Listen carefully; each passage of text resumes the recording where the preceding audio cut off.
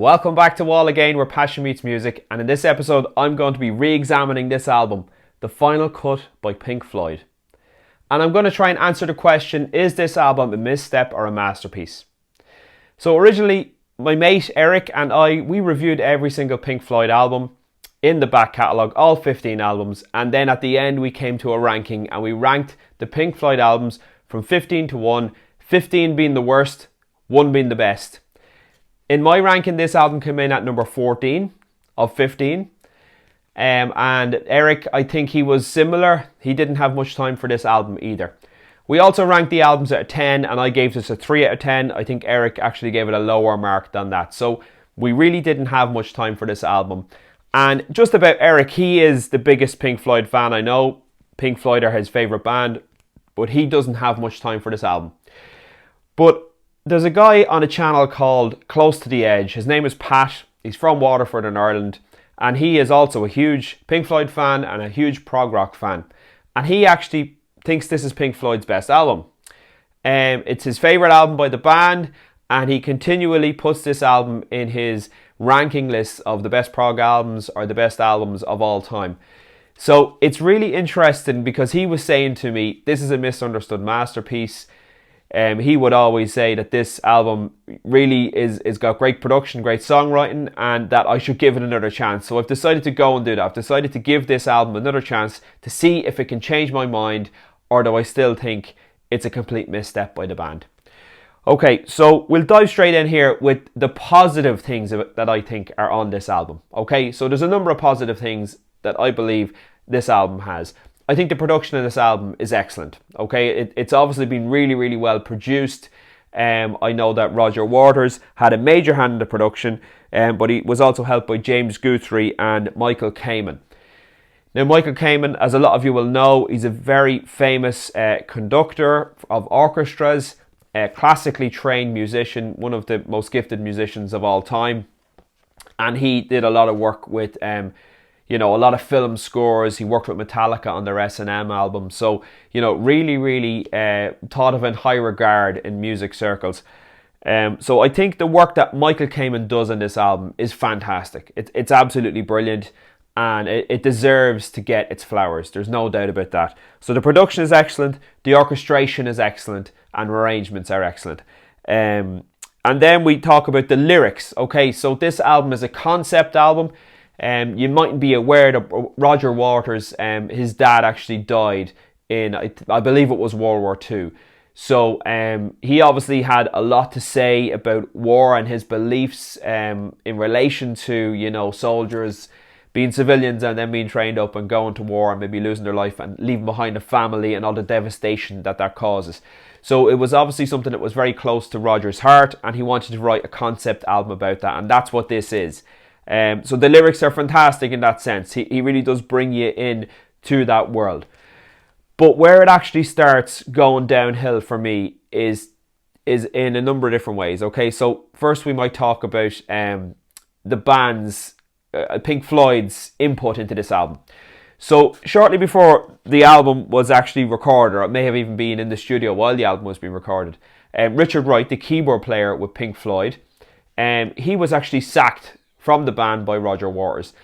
And that sort of soured the relationship between Roger Waters and the rest of the band. And this could be kind of seen as a Roger Waters solo album. And I explain that a little bit more later on. But essentially Roger Waters was taking the helm. He had this concept and this idea, and he didn't think, for whatever reason, that Rick Wright was the right person to play keys. So he decided to sack him for this album. Okay, so Rick Wright doesn't actually receive any songwriting credits or any band credits on this album for playing any instruments. All of the keys are actually carried out by other session players and Michael Kamen, of course, as well. So that's one interesting point about this album.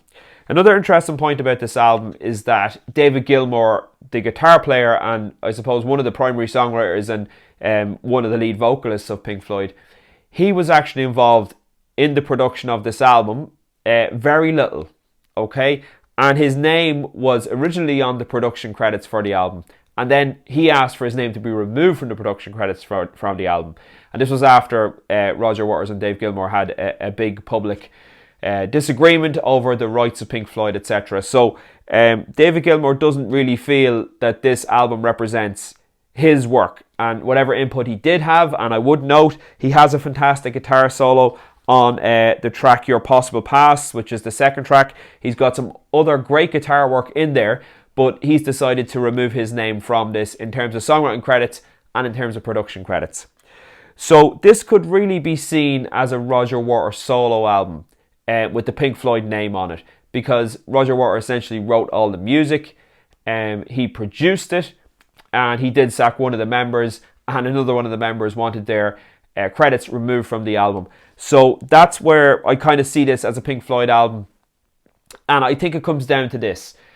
There are Pink Floyd fans that love all the Roger Waters material, and they see Roger Waters being the leader of the band, and that being the Pink Floyd sound and the Pink Floyd songwriting style.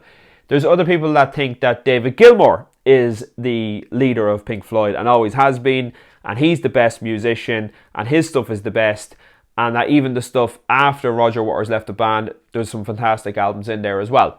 There's other people that believe that it takes Roger Waters and David Gilmour, and in fact Nick Mason and Rick Wright, it takes all four members to truly make a great Pink Floyd album. And I think I would probably land in that third camp, that I think it takes all the members to really come together to form a fantastic album.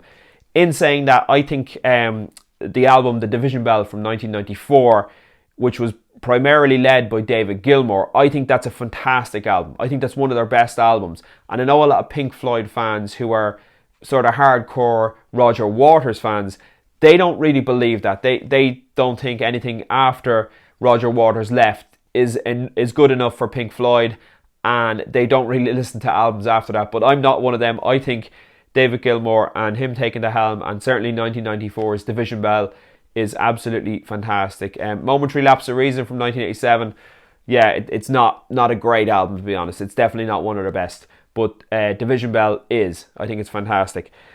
And then I suppose Roger Waters then, if you're a fan of Roger Waters, you're going to like things like Animals, you're going to like things like The Wall, and you're definitely going to like Final Cut if you're into his lyric style and stuff. But I don't think the music is on this album to make this album a masterpiece. That's just my opinion. I prefer when all four members are involved in the process, or certainly Roger Waters and Dave Gilmour. I think when they combine, that's when their best work comes out. So I think that this album is a misstep. From listening to it again, I do really appreciate the production. I appreciate everything that Michael Kamen put into the album, and I also appreciate the concept of the album and the lyrical content from Roger Waters. But to be honest, he could have just wrote this album as a book of poems if he wanted to get that concept across, and have done it outside of Pink Floyd. I think that would have got the message across. Or possibly if he wanted to do it as a musical composition, he could have recorded it as a solo album, and I think that would have been okay. I don't think that would have sullied the Pink Floyd name, but I think this album, it really doesn't sit in with the rest of the Pink Floyd stuff, because you can really hear that it's a Roger Waters led effort, and I don't think the other members give enough or contribute enough to the band, or maybe they weren't allowed to contribute enough to the band to make this a truly great Pink Floyd record. So on revisiting this, would I put this higher up my list? Possibly one or two spaces. I still don't think it would get into the top 10 Pink Floyd albums of all time. Do I think that it would get better than 3 out of 10? Maybe I'd give it a 4 out of 10, but I still don't think it's an album that I would be reaching for very often. I have listened to it a lot over the last few weeks because I've been planning for this video, and I really wanted to get under the skin of this album and see what it was all about, but it really didn't. It didn't speak to me, even though I listened to it numerous times and tried to get into the songs, read the lyrics, understand what all this was about, and listen to the music. I still just don't think the songs are there, and that's why I think this is not a masterpiece, and I think it's a misstep. But I know there's a lot of people out there that would completely disagree with me, and by all means, let me know in the comments below what you think of this album, The Final Cut by Pink Floyd. I'd be very interested to know who thinks it's a masterpiece and why you think it's a masterpiece. Please let me know in the comments below, because it's obviously not obvious to me what the reasons for this album being a masterpiece. So if you believe it's a masterpiece, I want you to put down as much detail as you can, about why you believe this album is a masterpiece, and maybe try and show me the light. Try and show me why you think this is a masterpiece. If you like this video, hit the like button, and if you could also subscribe, because it greatly helps out my channel, and I really appreciate it. And I am looking forward to getting a good deep dive discussion on this one in the comment section. So look guys, this is just my opinion. I'm sure everyone has their own opinions out there, but I definitely want to hear them. Okay, I will talk to you on the next one, and bye for now.